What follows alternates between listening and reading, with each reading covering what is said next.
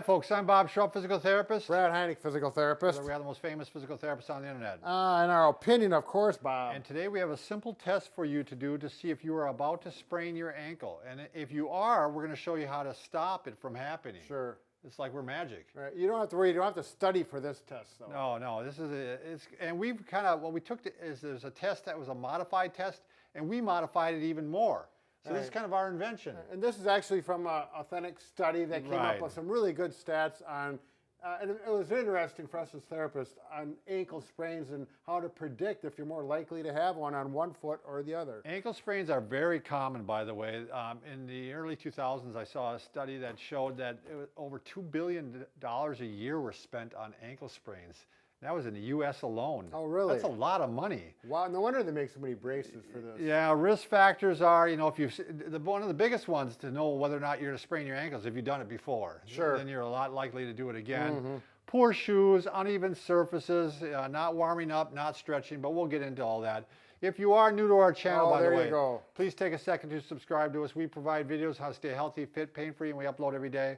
Also, go over to the Facebooks and like us, because Brad and I, as children, we're not liked, and we're trying to turn things around. Here's Bob and Brad. That's where you're going to find us. There you go. All right, so the test, this was kind of based, actually, there was kind of a star test, they call it, where they actually took tape and kind of made a star, and they'd have you kind of reach out on different parts of the star and see how far you could go back. So they modified it and made it called the Y balance test. So look at that. Basically, you're going to put tape on the floor in this manner here, making a Y. So this would be looking down from the ceiling. Yep, so we got a Y on the floor. I don't know if Lonnie can see that. And this is how the Y is set up on the floor. He's actually got the same colors even. Right, I wanted to coordinate it, Bob. I want to make it easier for us and the viewers to really absorb the knowledge. So that's called the Y balance test. You might look it up. But what we're going to do is actually even modify it more, and we're just going to have one line. The anterior line. So we're just going to use the one that goes straight in front of you, because like on this, I would be standing here. Right there, yep. Okay. And there's the posterior medial and the posterior lateral. Or the ones behind you. Ones behind it. We're going to forget those. We're going to just have one line, because the two studies that I'm going to quote really just talk about that one line. So why do all the lines? Right. Get right to the point. Get to the meat of the subject. Especially if you're not a therapist. If you're a therapist and you're doing it on people, then I would do the Y, or even the star. But otherwise, so what you're going to do is you're going to put the one piece of tape down, and the person should be stocking-footed or barefoot. Yep. And no shoes. Yep, no shoes. And they should have comfortable clothes on. They're going to have their hands on their hips. Sure. Like this. And, they have to reach forward and just touch. I don't have good balance, Brad. Well, that's why you're a good candidate for it. I am. So you're just going to touch. If I actually put weight on it, that's called a failed attempt. Okay. I just have to touch and go back. So we're going to do it. You're going to first allow the person to practice a few times. Sure. Which I need, don't I, Brad? Yeah, you do need practice, Bob, but that's okay. I'm old, I'm tall, and I have small feet. So it's all a recipe for... So you're going to do 3 times on one leg and then 3 times on the other leg. Just wait, Bob, let me... There we go. The therapist always gets their pocket measuring tape out like that and spreads it out. Okay, go ahead, Or you Bob. could just measure and, mark it with it, Sure. and then go after it. So I got hands on here. I'm gonna do it 3 times forward. I lost my balance that time, so that one doesn't count. Oh, yeah, that's right. So, I think I may have... Yeah, you put too much weight on there. There we go. That was a legit one. Oh, one out of 3. I'm getting better, yeah. Now compared to the other side.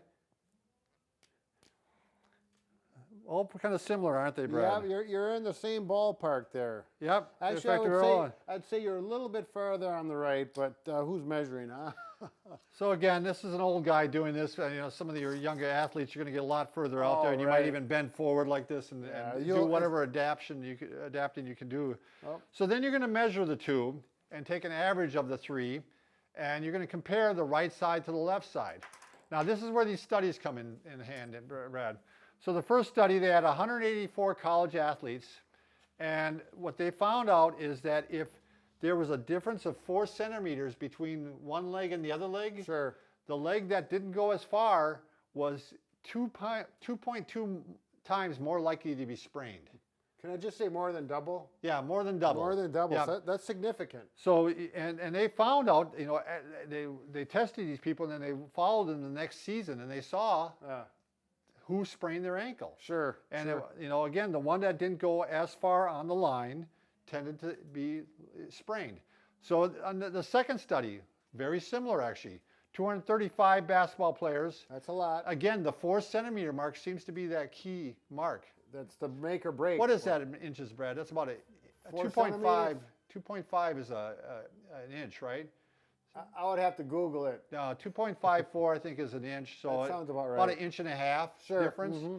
And in that case, it was again the same thing. It was 2.6 this time. More likely to sprain, so almost 3, right. A little over 2. Yeah, over 2.5. So if you find out that you have one ankle that is of that manner, you're going to want to do some training for that ankle so as to prevent it from happening. Right. So today what we have with us, Brad, is we have the Therex board. I guess I shouldn't have used the permanent magic marker. The building inspector's going to get mad. Way to go, Brad. Well, that's all right. We'll put something over it. We were sent this board, the Therex board. I think it was invented by some therapists, Brad. Sure. So they put a lot of thought into it. It actually is a little easier to go when you're in this direction, when the football is parallel to your feet. And it's a little harder when you go this way on eversion. It's hard to explain. Just put it on. We'll show them the difference. Okay. So you got the 2 foot pads there. So you got the nice grippies on there. Brad's showing just how you're going to get onto it. You actually put it all the way to the side, and it makes it a stable way to get onto the board. What's nice about this is you can work eversion and inversion, because you tend to sprain your ankle by turning it out like this in eversion. So he's working it back and forth, but while he's doing that, he's also getting some ankle plantar flexion and dorsiflexion. I realize this is technical talk, but it's working the ankle in all directions while it's training the specific muscles you need to train. Right, and so you don't have to think about all that stuff. It just happens just by the design of the board. Yeah, wonderful way of training a bad ankle, especially starting off too. You might want to hold on to something. Brad's got actually pretty decent balance so that he's not right now, which is really surprising to everybody, I think. Yeah, they can't see, but I'm holding on to something above my head. Yeah. Yeah, can I use that? Sure, yeah. All right, and now another one you can do is you can do squats on this. Oh, yeah. And now so you can take this to keep you in shape here. You're actually kind of getting more into a functional. Here, let me. Ooh. And there he was showing one of the other moves you can do. You can actually do kind of a spin move on this. And yeah, he's working the ankle while he's squatting, a good functional activity. Because when you're doing activities such as playing basketball and stuff, you're down into this position here, and you're playing defense, and you're also from jumping and leaping, and you want to make sure the ankle is going to be able to support you while you're in that position. Bob, it makes a big difference whether my arms are here or whether my arms are up here for balance. That's interesting. I haven't actually. Oh, I like that, Bob. These sticks are really handy.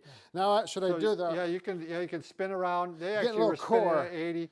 Now we were actually. Like rowing a canoe. Don't worry, Bob. All right, yeah, he always worries Don't let me. my wife see me do this Okay. because she always thinks I'm going to hurt myself. All right, then we can do a ball toss too. This is a great one to do. Again, a little more functional. You gotta get rid of your stick now, Brad. Yeah. Oh, sorry, I'm getting. Oh yeah, So, I do this. Go back there, Bob, so they can't even see. Way back there. You can actually also even do well. You can play ball toss by yourself. You could bounce it up against the wall. There we go. Yeah, So, basketball again, players, Good. That's actually pretty impressive, Brad. I am really impressed I'm getting with you. used to it now. So yeah, you're doing well. Here, Okay. let's try. All right, then and that's one of the next progressions is then single leg, and you can see that's a lot more difficult. But again, he can work eversion and inversion while it's still going into some plantar flexion. Boy, I can feel my muscles from here all the way down to my ankle working on this. Yeah. It's amazing. Yeah, it's a good board. It's a good clinical board. I think most therapy departments really could benefit from having one. Oh, right.